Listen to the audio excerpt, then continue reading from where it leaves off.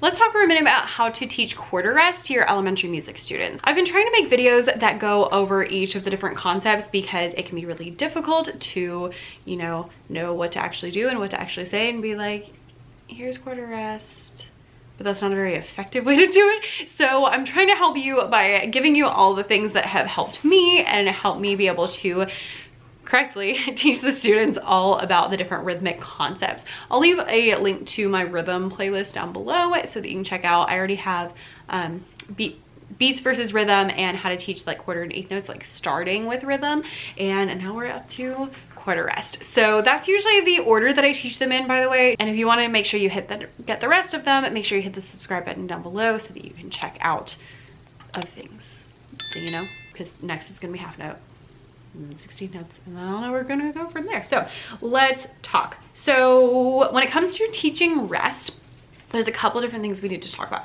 First of all, the main thing that I'm looking at with rest is making sure the kids understand that it is quiet. It still gets a beat. Tell me that the quarter rest doesn't get a beat, it will not end well for you. That's what I tell the kids when I don't have a specific threat. But it is very important to make sure that the kids understand both of those concepts. As far as like when I teach quarter rest, that is the order I go. I go beat versus rhythm, introduction of rhythm, and quarter and eighth notes, and then I'm teaching quarter rest. So this typically will be at the end of first grade or at the beginning of second grade, just kind of depending on where my students are and, you know, whether or not we were just out of school for a year and a half for COVID, you know, stuff like that. Or if I'm at a new school, so kids are at different places because I didn't have a music teacher for half the year last year. So different things affect it, but typically for me, this ends at the end of first grade or beginning of second grade. So that's kind of where we're talking. It could be older kids, and that's fine too. As we go through, we're going to talk about preparing rest, presenting rest, and practicing rest. So the 3 Ps are from the Kodai method. I have gotten my first Kodai training. I haven't finished it yet, but it was really, really helpful in helping me understand, like, making sure the kids really are prepared for the concept and really like officially presenting it. And then, you know, the practice part is easy. It's the beginning part that we need help with, right? Right. So let's talk about preparing rest. So when you're preparing quarter rest, you're gonna ask a lot of questions. And I always like to use songs that have rest. So we'll do some songs that have rest and we won't talk about it. We'll just sing them, we'll play them, we'll do different things with them, we'll maybe play a game, but we won't explicitly talk about them quite yet. Then once it's time to actually like prepare rest, then I'm gonna start asking a lot of questions. And specifically, we're going to be asking questions about where those empty parts are. So when it comes to preparing and presenting and also practicing quarter rest, I like to use a lot of folk songs or listening songs, just songs in general. So some of my favorites are Frog in the Meadow. I have a video about that, so I'll link it down below. Bow Wow Wow is a good one too. And then I love using Beethoven's 7th Symphony, I believe. I will leave a link to a video down below, so that may not be correct because I'm not staring at it right now, but it's definitely Beethoven. So let's talk about it. So when we come to actually like preparing rest, so when it comes to actually preparing rest, I like to have a specific song that I'm using to prepare rest, and then I'm gonna use that same song to present rest. So let's take Frog in the Meadow, because that's a good one. So we're singing Frog in the Meadow. It's cute, it's so me, it's got a rest in it. I'll link it down below. And we are gonna go over the song a lot. So I love using singing games for this because singing games are a great way to use it over and over. Ooh, Ickle Ockle is a fun one too. Anyway, Frog in the Meadow. So sing it over and over and over and over again. So singing games are great because you're automatically gonna be singing it over and over and over and over again. The idea is you want to get it stuck in their head and stuck in their body so that they really understand the song. They know that song really, really well. Once you've sung a song a bajillion times and you've listened to it a lot of times, then we are going to do something on that part where there is a rest. So for Ickle All goes, Ickle Uckle blue bottle fishes in the sea. When you have that rest, have them do something. So that could be this. That could be like making a statue. It could be something related. So maybe we do aqua, aqua, blue, bottle fishes in the sea. Because those are fish. You can do different things like that, but just have something kinesthetic, like in the body, that represents where that rest is so that they can feel it in their body. The easiest thing to do with this is just to do it and have the kids copy you, and that's just like the easiest way to get started with that kinesthetic. Next up, we're gonna look at the beats, and we're gonna tap the beats on our body. Then we're gonna tap the beats on the screen or on a steady beat chart. And then I'm gonna get super confused. So I will have the beats up on the board and the words, and we'll be singing, and we'll get to that part where there's a quarter rest, and I'll look at it and I'll be like, whoa, something is weird here. Wonder what's weird. I was like, well, you know, the beats keep going, but we don't have a word here. So what are we gonna do if there's no lyric? And so usually they will figure out like, oh, well, there's gonna be something there and we're not making any sounds because there's no word. So I like to use this, and I have the beats with the lyrics on the board so that they can point and they can be like, oh, that one's empty. And so I'll ask them like, what's going on here? And sometimes I'll even use like a different icon. So for Frog in the Meadow, like I use a frog. And so it's like, I love, that's my favorite, being like, what is this? The kids are like, a frog. I'm like, is that a rhythm? And they're like, no, it's not a rhythm. I'm like, no, you're right, it's not a rhythm. But what it's representing right now is that part where we're quiet. For Ickle Ockle, I think I use like a choral, which I really like because the chorals are quiet. Beethoven's 7th, I use a Statue of Liberty because we make a statue there. And so when we listen to that one, we make a statue on that rest, and it just really helps us to understand that's where the rest is. So have the students, they're not looking at the rest yet, but it's either empty or there's something there, and have the kids tell you what it is, because that's really where the magic is when they can tell you what's going on instead of you telling them, and they will understand it better if you let them tell you what's going on. So after we look at this, we'll talk about like, okay, when we have this frog, it's going to be quiet, and I usually will make some different like rhythm cards that have some kind of iconic notation that represents that we're quiet here. So we're basically reading taws and TTs with some kind of symbol that tells you that we're not making noise there, so that they're getting really, really used to it. I've also used a question mark, and that works pretty well. After we've done the song, on another day, we're gonna do a visual prep where the kids are creating rhythms with that iconic notation for your rest. So this could be, you know, half taws, half TTs, and have an emoji with like this. It could be some kind of animal, or it could be coral, or it could be, you know, whatever you want to use, but have something. I think my sets have question marks. So I'll say the rhythm and the kids will create the rhythm. So if I'm like ta, TT ta, then they make ta, question mark, TT ta.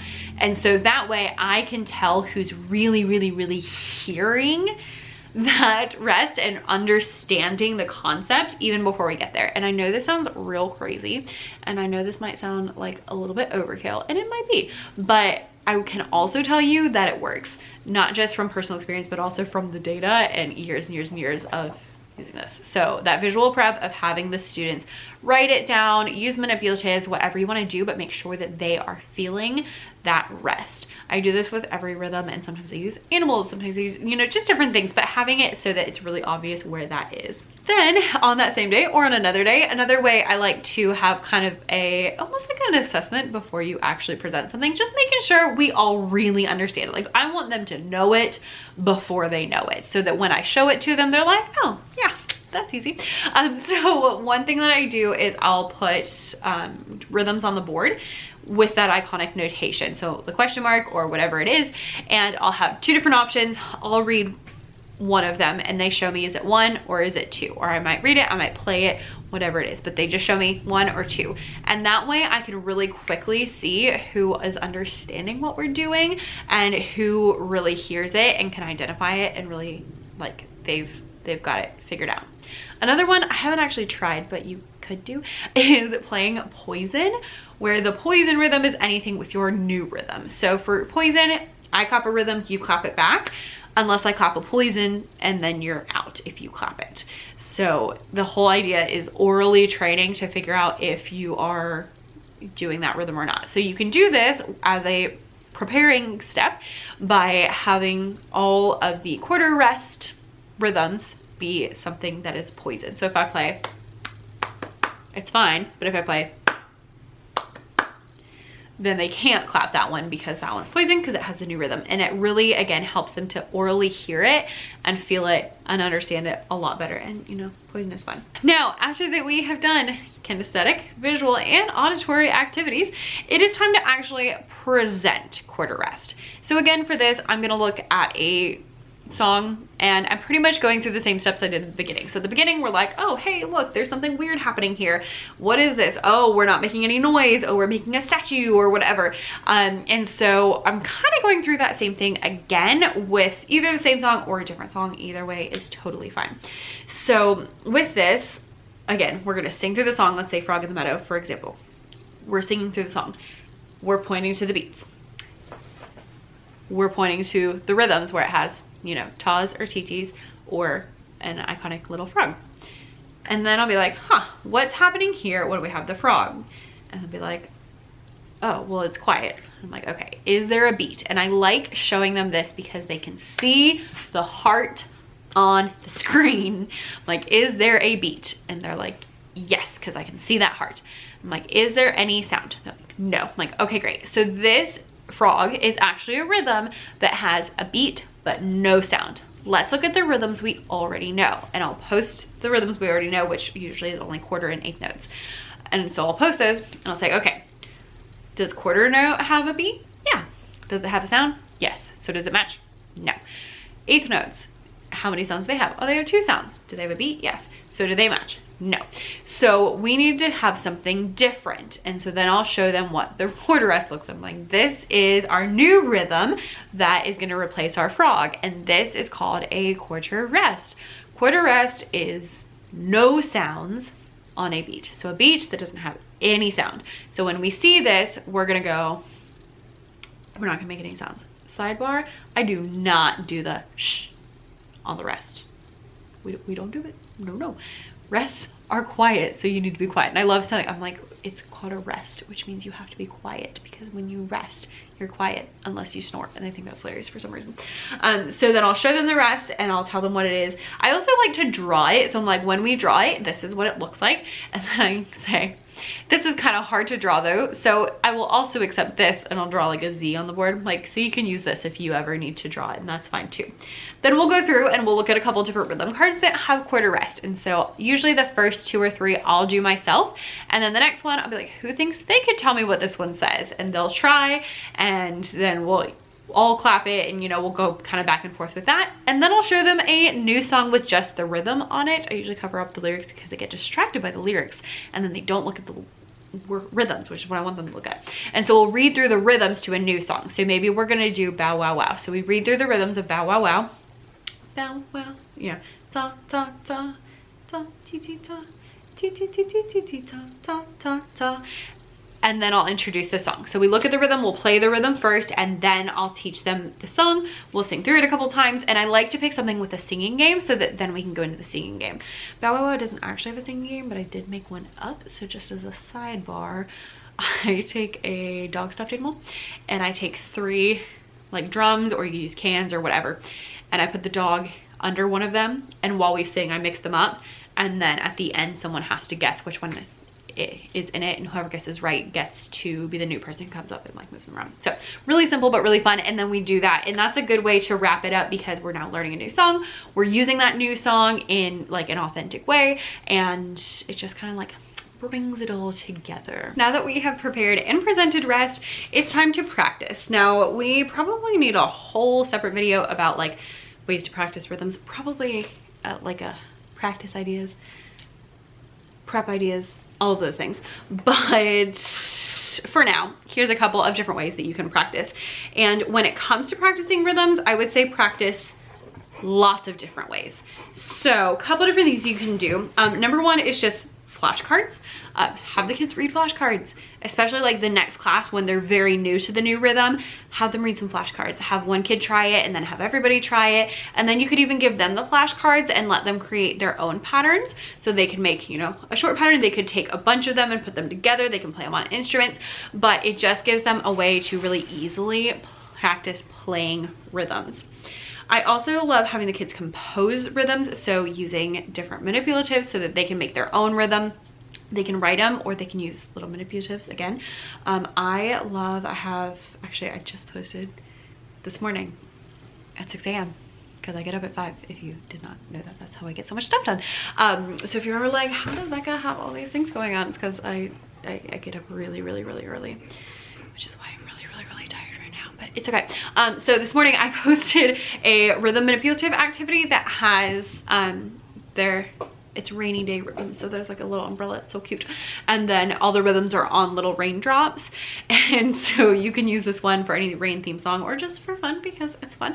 But what I like about this one is that I specifically made it so that the rhythms fit perfectly into the measures, and longer rhythms take up more space and shorter rhythms take up less space. So this is a good option for something you can use if you want to have the students compose. They can create their patterns, clap them, make a new one, or they can play them on instruments. They can do it with a partner. All that stuff is good.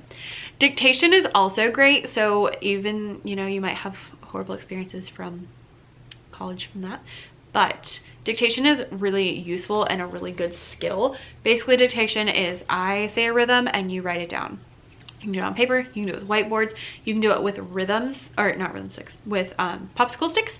We use one for ta, TT is like bloop, bloop. So like 1, 2, 3, and then rest is a Z, and so they can use popsicle sticks to create their rhythms. They can do all sorts of different things, but it's really like, it's a good skill. I like to do this one, and I'll do a couple and then I'll let them compose afterwards because it's fun and they get really excited about being able to make up their own.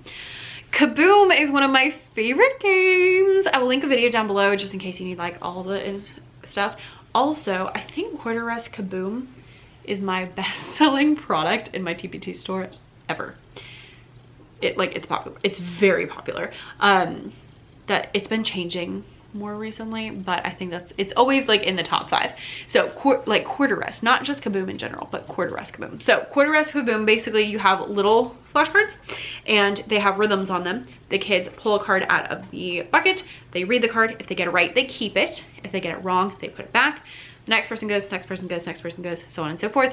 If you get a card that says Kaboom, you have to put all of your cards back. So it's great because the game never ends, and it's got like, some of it is skill because you do need to read the cards right, but also some of it is just luck. So it's not like the person who is really good at music because they take piano lessons always wins, because they might get a Kaboom. Everyone gets a Kaboom eventually. So really fun. The kids get super into it. I know it sounds so simple. They get so into it. So I'll link Quarter Rest Kaboom down below. I will say I do make them close their eyes when they pull the card out. Oh, someone asked the other day, they're like, how do I make sure they're reading it right? I'm like, well, you walk around and listen to them. Don't let them do this until you think they can do it, and then have them, you know, assess each other. And we do talk about how to be kind in your assessment. Next up, another fun way to practice reading your rhythms is Shark Attack. Shark Attack is kind of like Kaboom but on steroids. And this is a game I made up. My kids love it. It is so much fun. Highly recommend. I'll link it down below. But basically the idea is kind of similar. You have, you know, cards in a cup. Pull out the card and you read the rhythm. If you get it right, you keep it.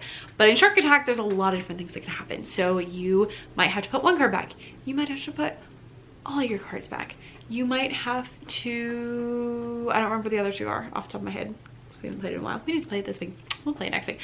So lots of different things can happen.